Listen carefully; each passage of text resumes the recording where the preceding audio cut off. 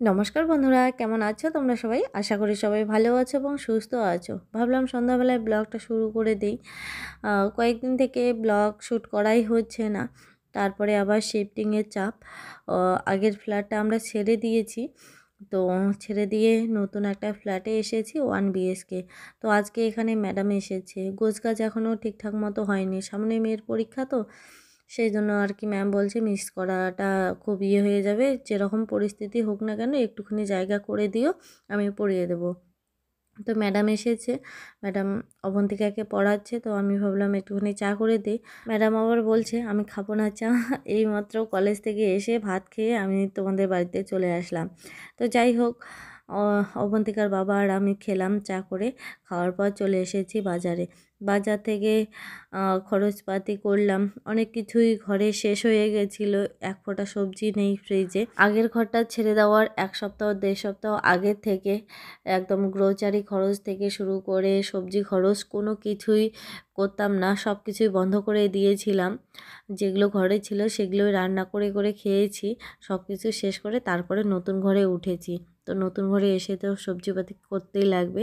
তো যাই হোক, মোটামুটি সবজি খরচ করলাম, করার পর এই দোকানটাতে চলে এসেছি। এখানে সমস্ত ধরনের জিনিস পাওয়া যায়, বাচ্চাদের খেলনা থেকে শুরু করে বই খাতা থেকে শুরু করে আবার মানে ঝাড়ু, তারপরে ডাস্টবিন সব প্লাস্টিকের জিনিসগুলো পাওয়া যায়। তো আমি এখান থেকে একটা ডাস্টবিন নিলাম, আর অবন্তিকার জন্য একটা নিলাম হচ্ছে ক্রাম বোর্ড।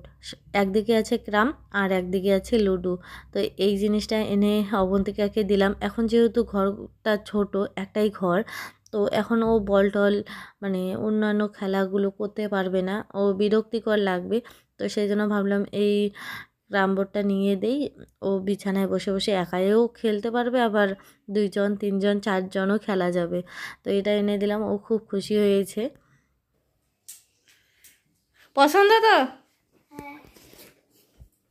এখন তাহলে পড়াশোনাটাও ঠিকঠাক করে করতে হবে। আর খেলার সাথী না থাকলে ভাববি যে খেল খেল, আমি কি করে খেলি, মনে মনে ধরবি এটা তোর দাদা, হ্যাঁ এটা তোর দিদি, এটা তোর ভাই, এটা তোর তুই, এরকম করে সবারই গুটি চালি চালি একলা একলা খেলবি। হ্যাঁ, আমি যখন ব্যস্ত থাকবো তখন আমাকে যন্ত্রণা করবি না। হ্যাঁ বাস, এটাই অনুরোধ। এটাই সবসময় খেলতে হবে না, সময় পেলে। সময় পেলে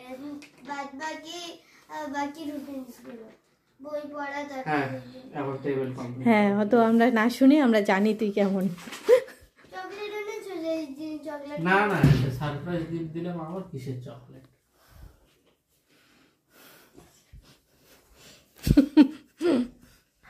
তো আমরা আসার পরে ম্যাডাম চলে গেল। তো এই ফ্ল্যাটটা হচ্ছে ম্যাডামের মামার। তো ম্যাডামের কাছ থেকে অনুমতি নিলাম, কারণ ম্যাডামের মামা এখানে থাকে না, অনেক দূরে থাকে। তো এই ফ্ল্যাটে ভাড়া যা কিছু দেখার আর কি ম্যাডাম আর ম্যাডামের মাই দেখে। তো আমি ওই র্যাকগুলো আর কি ওয়ালে আর কি টাঙিয়ে দেবো, তো তারই আর কি পারমিশন নিচ্ছিলাম। তো ম্যাডাম বললো যে কোনো ব্যাপার না, জায়গা ছোট, তুমি যেমন করে পারো অ্যাডজাস্ট করে চলো। তো তারপরে আমরা আমাদের সংসারের কাজ শুরু করে দিলাম। তো তারপরে আমাদের এই ফ্ল্যাটে বিশাল বড় একটা ঝামেলা লেগে গেছে, কি বলবো তোমাদেরকে। আমরা কালকে মানে যেদিন এই কাজগুলো করেছি, তো তার আগের দিন এসেছি। তো সেদিন রাত্রিবেলা ওই ভ্যানওয়ালা টোটোওয়ালাগুলো আছে না, তো মালপত্র তুলেছে নাকি, ওদেরকে এই ফ্ল্যাটের লোকজন কি কি বলেছে, তারপর অনেক কিছু করেছে। তো আমাদেরকে কোনো কিছু বলেনি। যেই না আমি একটা ওয়ালে পেরেক ঠুকেছি, অমনি মানে কিছু লোক মদ খেয়ে এসে দিয়ে মানে খুব ঝামেলা শুরু করে দিয়েছিল। তারপরে ম্যাডামকে ফোন করলো, ম্যাডাম ভাগ্যিস আমার মোবাইলে ক্যামেরা অন ছিল, তো সমস্তটাই রেকর্ড হয়েছে, আমরা কি বলেছি না বলেছি, ওরা কিভাবে এসেছে, তো সবটাই রেকর্ড ছিল।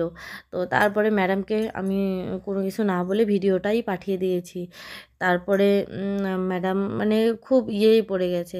তারপরের দিন থেকে ছাদের দরজা বন্ধ করে দিয়েছে। এখানে কিছু লোক থাকে যেগুলো মানে পুরোপুরি মদারু, যে দারুখোর বলে যেটাকে। তো ওরা খুব হৈ হৈ করতেছিল।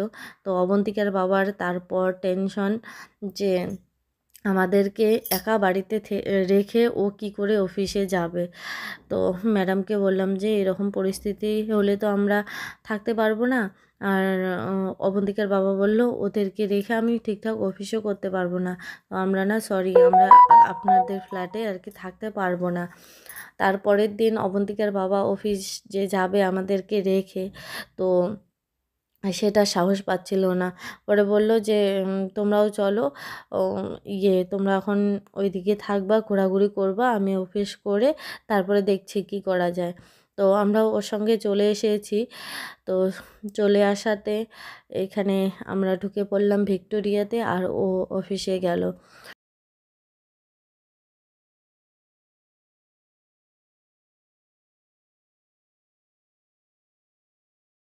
এখানে দেখো ভিক্টোরিয়ায় পরের দিন এসে অবন্তিকা আর আমি টিকিট কেটে নিলাম। তো ভিক্টোরিয়া মিউজিয়াম যে আছে ওই ঘরে যাব না, তো বাইরে আর কি পার্কে ঘোরাঘুরি করব। তো তার জন্য টিকিট কেটেছি। টিকিটের দাম নিয়েছে 30 টাকা করে। ভিতরে গেলে অবশ্য 50 টাকা করে নেয়। তো আমরা বাইরে ঘোরাঘুরি করব যেহেতু, সেই জন্য আর কি 30 টাকা করে কেটে নিলাম। ভিতরে অনেকবার গেছি, তো এবার যাওয়ার ইচ্ছা নেই, মুড ভালো নেই না, সেই জন্য আর কি। কি বানাবি তুই? মানে ভূতের মতন বানাবো, কিছু কিছু ইয়ের মতন বানাবো,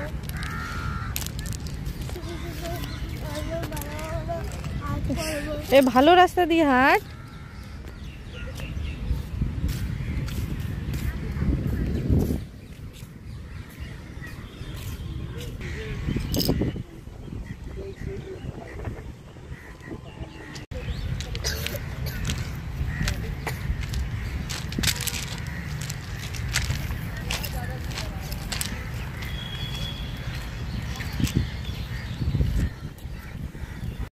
বেশিরভাগ অনেক ভালো করে হয় না। তো পাতা কালা, হলুদ ধান পাতা কালা।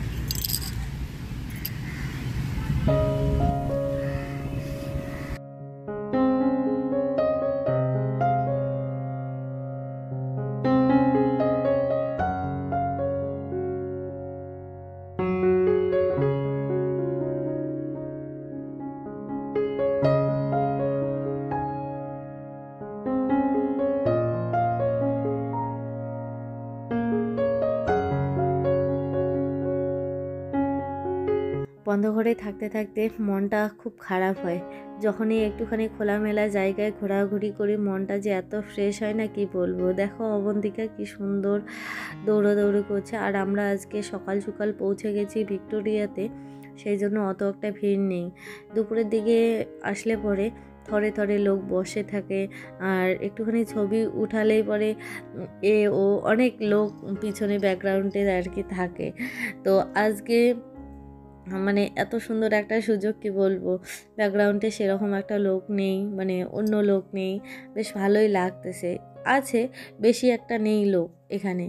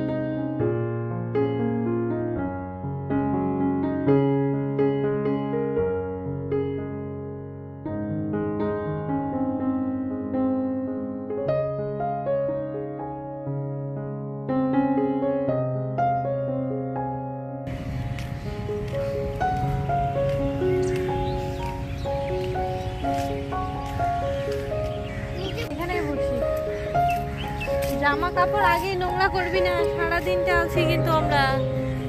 জানো যখন বাবা কাঁচা চামচ নিচ্ছিল ম্যাগি খাওয়ার জন্য, তখন বাবা কাঁচা চামচের জায়গায় কি দেখাচ্ছিল জানো? বলতে পারছি যে ইয়েটা ওটা ডালের কাটা, হ্যাঁ ডালের কাটা।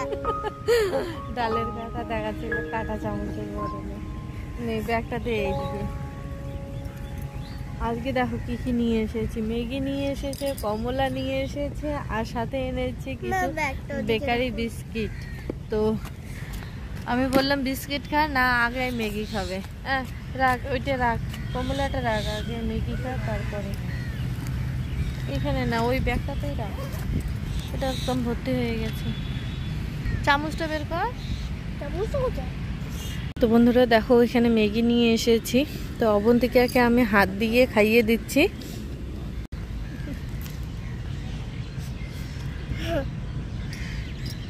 ভালো করে খা, একা তো চামচ নেই, তার উপরে ওইরকম।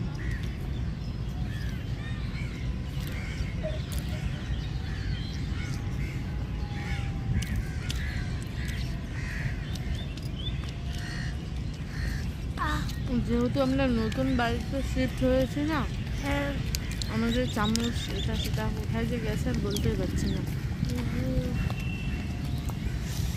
শিফট হওয়াটা মুশকিল।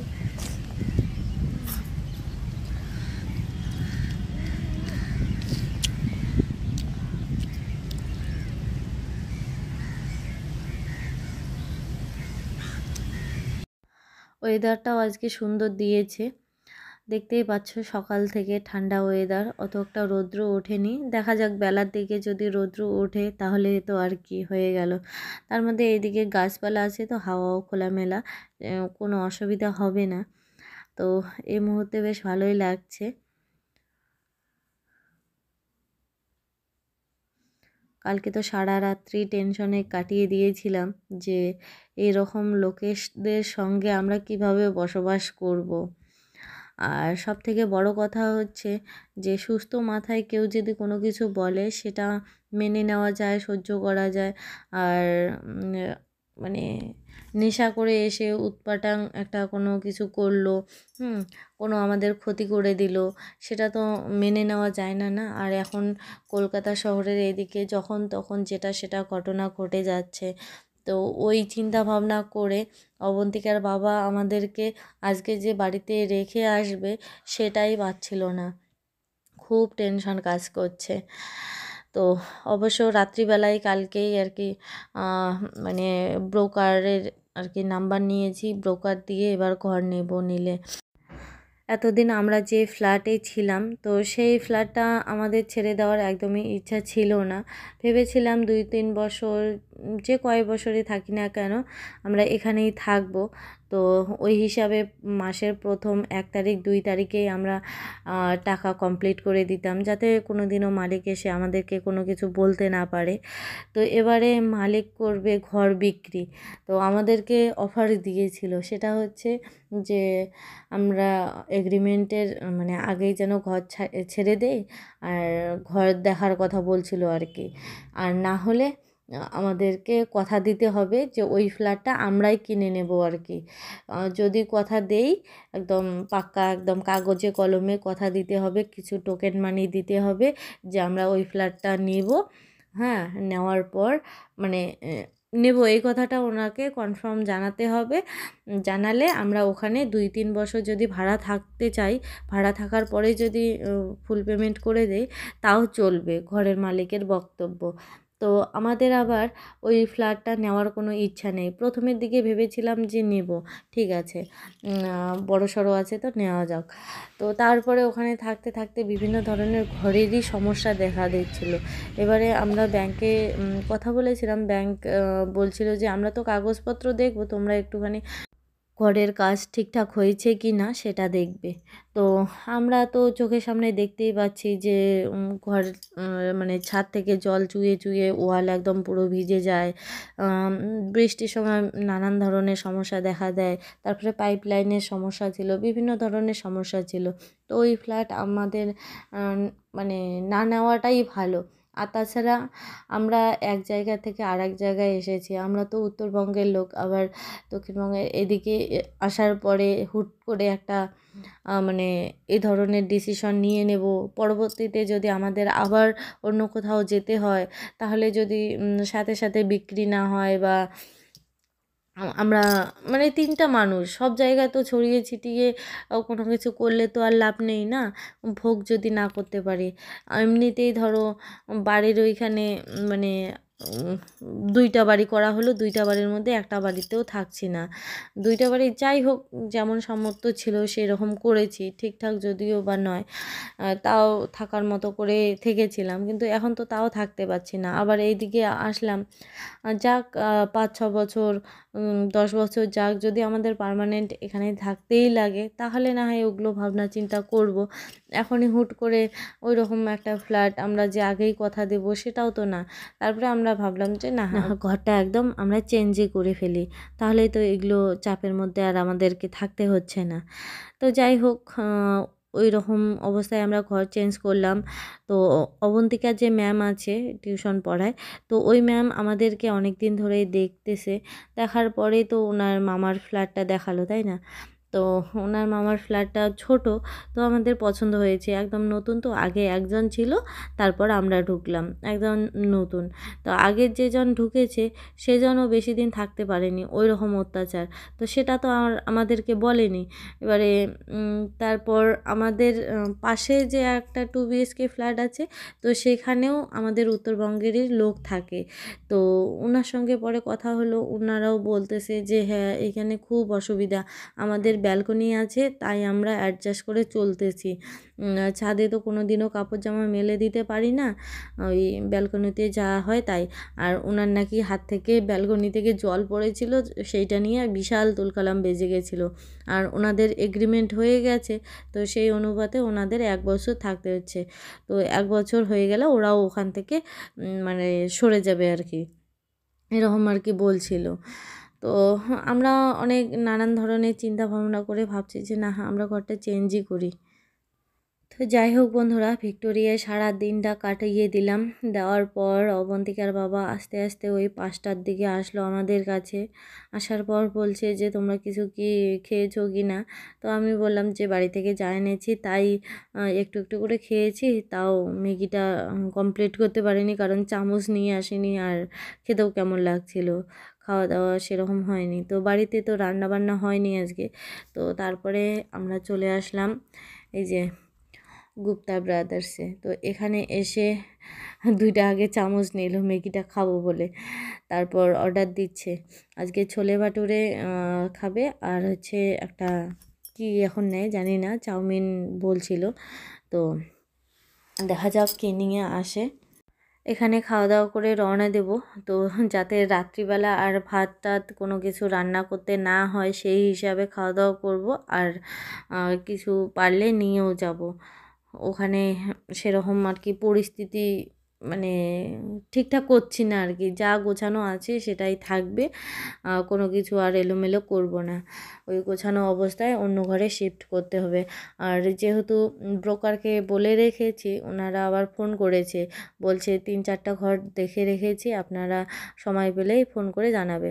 তো অবন্তিকার বাবাকে বলছি যে আজকেই দেখি, ও বলছে যে আজকে প্রচুর পরিশ্রম হলো, সোমবারের ডিউটি ছিল, তো সোমবারের ডিউটি করে তারপর ধরো বাড়ি ফিরতে ফিরতে সোমবারে একটু কাজ বেশিই থাকে। তো যাই হোক দেখি বাড়ি গিয়ে যদি ফ্ল্যাট দেখতে পারি তো ভালো, না হলে কালকে সকালবেলা ভোরের দিকে দেখতে হবে, মানে ওই 7টা-8টা 1 ঘন্টা দেখতে হবে। আর না হলে বিকেলে আমি হয়তো অবন্তিকাকে স্কুলে দিয়ে তারপর সারাদিন ব্রোকারের সঙ্গে ফ্ল্যাট দেখে বেড়াবো, অবন্তিকার বাবা অফিস করবে। তো যাই হোক পরে খাওয়া দাওয়া করে বাড়ি চলে এসেছিলাম, তারপরে সুমনাদির সঙ্গে দেখা করলাম, পুরো বিষয়টা জানালাম। তো এতক্ষণ ওই বিষয় নিয়ে কথা হচ্ছিল, তো ভিডিও করাই হয়নি।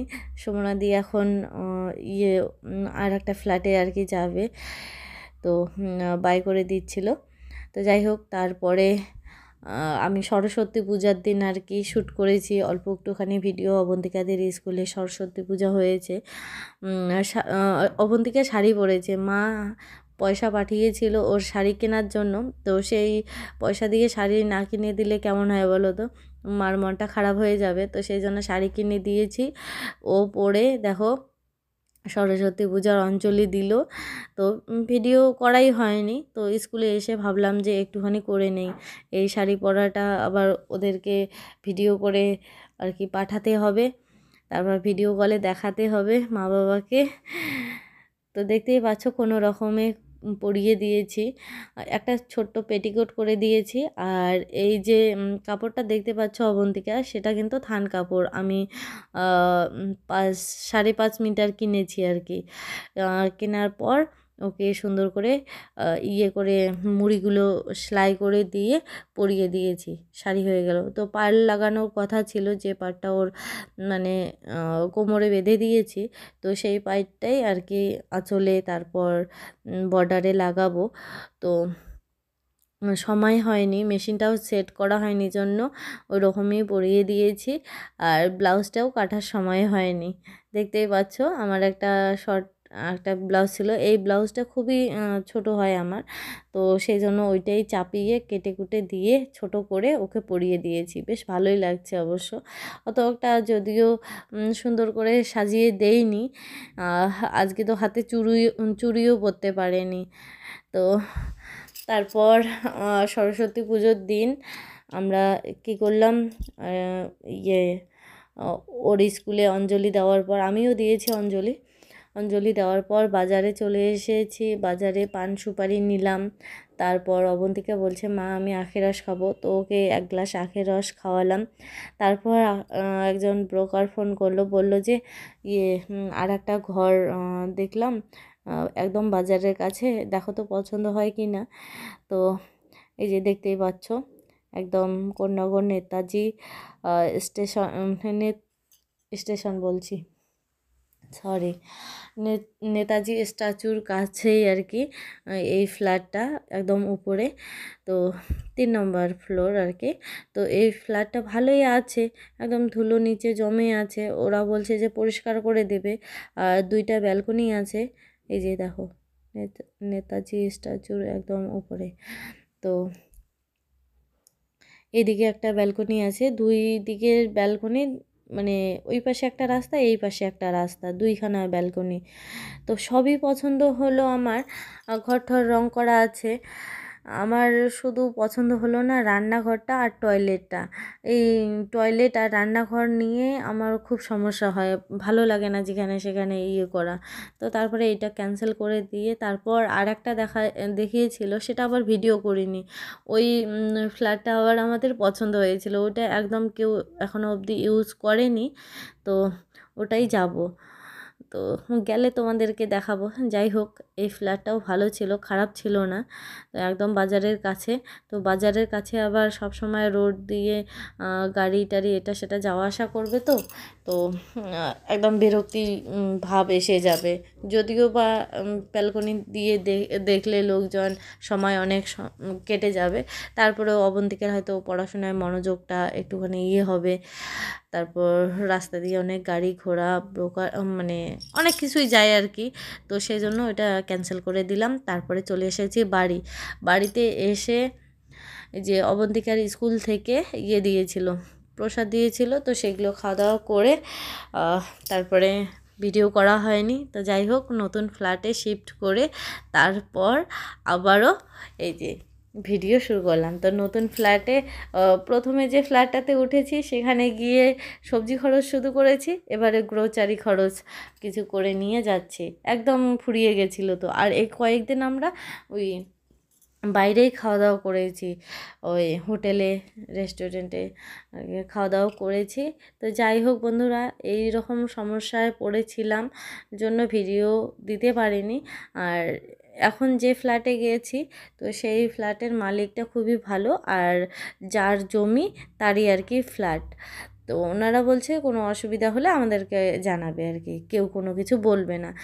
যে ফ্ল্যাটটায় 2 দিন থেকে আমরা এখানে চলে আসলাম, তো সেই ফ্ল্যাটের কি ব্যাপার বলো তো, যার জমি সে প্রমোটারকে দিয়ে ফ্ল্যাট বানিয়ে নিয়েছে, কিছুটা বিক্রি করে দিয়েছে আর কিছুটা ওনারাই রেখেছে।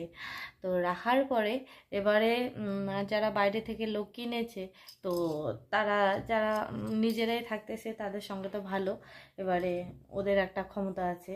তো অধিকার আছে, তো ওই অনুযায়ী ওরা থাকতেছে। আর ওখানকার বেশিরভাগই আর কি বলতেছে যে ছেড়ে যাব ছেড়ে যাব, এরকমের পরিস্থিতি, ওখানে নাকি খুব গরম।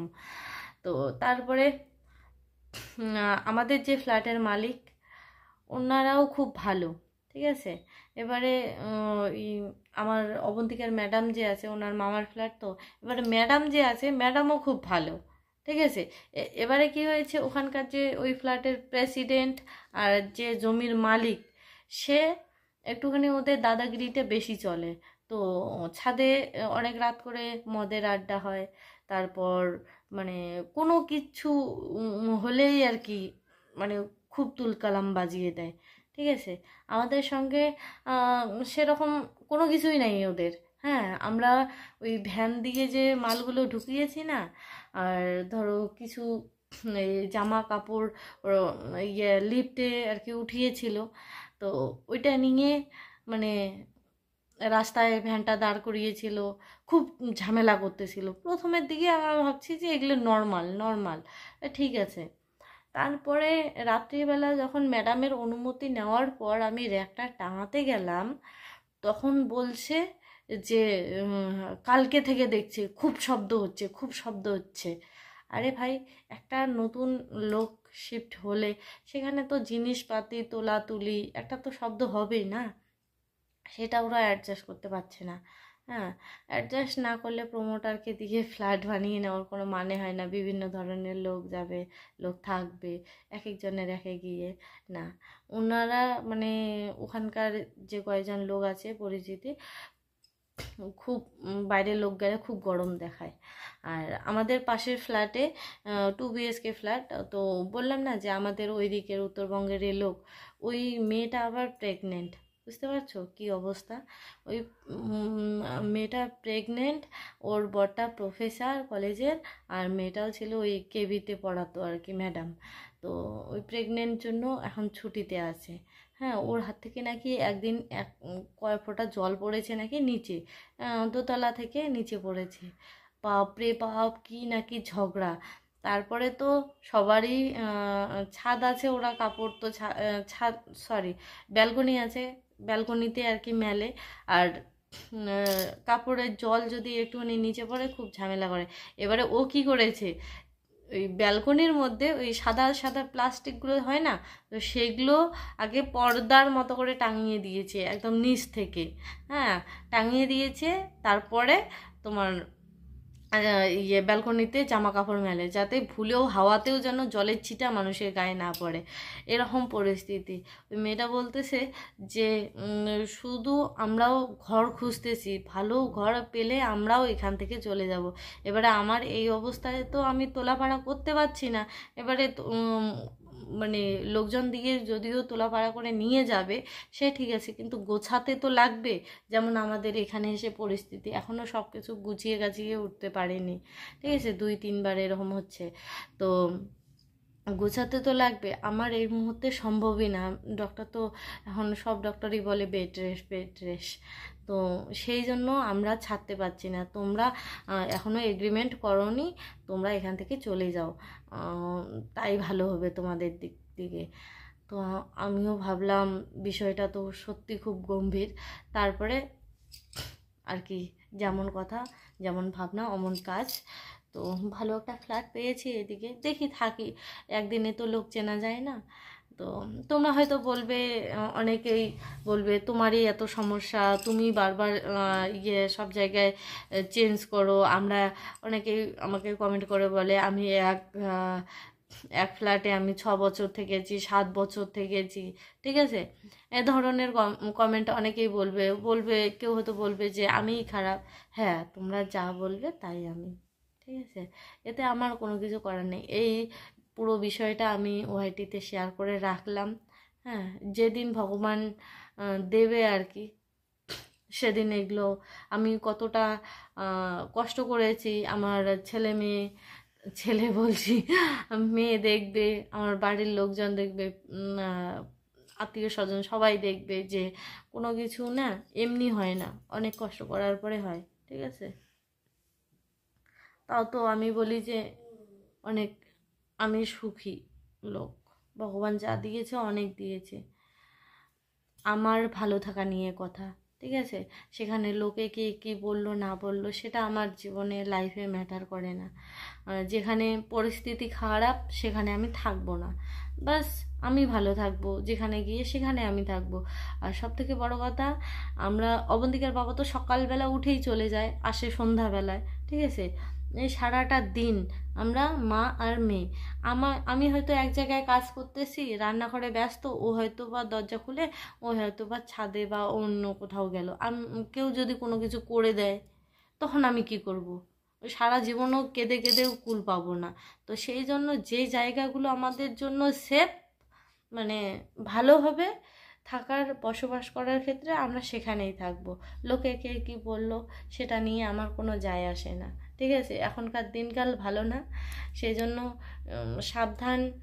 সাবধানতা অবলম্বন করে সতর্ক থাকাটাই ভালো। এর থেকে আর কিছু বলার নেই বন্ধুরা আমার। তো যাই হোক, আজকেও সকাল থেকে কোনো ব্লগ শ্যুট করিনি, 2-1 দিন বুঝি করেছি, সেটাই অ্যাড করে যোগ করে আর কি তোমাদের সঙ্গে শেয়ার করছি। তো আজকে অবন্তিকার স্কুলে এক্সিবিশন ছিল, তো ওরা ওই কী কী করেছে আর কি, স্কুলে গেছিলাম, তো সেগুলো দেখলাম, দেখে আসলাম। আর অবন্তিকার শরীরটা আজকে কেন জানি না খারাপ আর কি, ওই জ্বর এসেছে, গাটা খুব গরম। কী হয়েছে, এখনো অবধি এখানে আসার পর বিছানাটা আর কি হয়নি, সেট করা হয়নি খাটটা। তো খাটটা সেট করা হয়নি জন্য মশারি আর কি করতে পারছি না। আর ওই ঘরে আছে মশারি টাঙানোর হুক, মানে লাগিয়ে দিয়ে গেছে। এই ঘরের মানে মালিক আবার খুবই ভালো, কি বলো তো, এরা কাউকে ভাড়া দেয়নি আজ অবধি। নতুন ফ্ল্যাট হয়েছে, ওই মালিকের ছেলে হয়তো 2 দিন ছিল, তাও রান্নাঘর একদম ফ্রেশ, রান্না করেনি এখানে। তো তারপরে আমরা প্রথম ভাড়াটিয়া, অনেক কিছুই জিনিস ছিল না, তো ওগুলো আমরা আসার পরে লাগিয়ে দিচ্ছে। যেমন ধরো ওই ফ্রিজের পয়েন্ট ছিল না, এসেছিল লাগিয়ে দিয়ে গেল। তারপর ওই মশারির টাঙানোর হুক ছিল না, তো সেগুলো করে দিয়ে গেল। তারপর লাইট ফ্যান ওদেরই আছে, আমরা এখনও লাগাইনি, বলছে কোনো সমস্যা হলে আমাদেরকে অবশ্যই জানাবে। আর এখানে আমার সব কী বলে, মানে ওদেরই ভাই ভাগি এগুলো, তো কোনো সমস্যা হলে ওদেরকে জানাবে, আশা করি কোনো সমস্যা হবে না। তো আমি আবার বলেছি যে আগের ফ্ল্যাটে কিন্তু এরকম ঘটনা, তো এখানে তো এরকম হবে না, এই মদের বা নেশাখোরের আড্ডা। বলছে না না, আমাদের ফ্ল্যাটে ওই রকম কোনো নেই, তো আজ অবধি হয়নি এরকম, তো আশা করি হবে না। তো যাই হোক, একটা মানে সিকিউরিটি আছে, আর এখানে সব সময় সিসিটিভি ক্যামেরা, তারপর সব সময় গেট লক থাকে।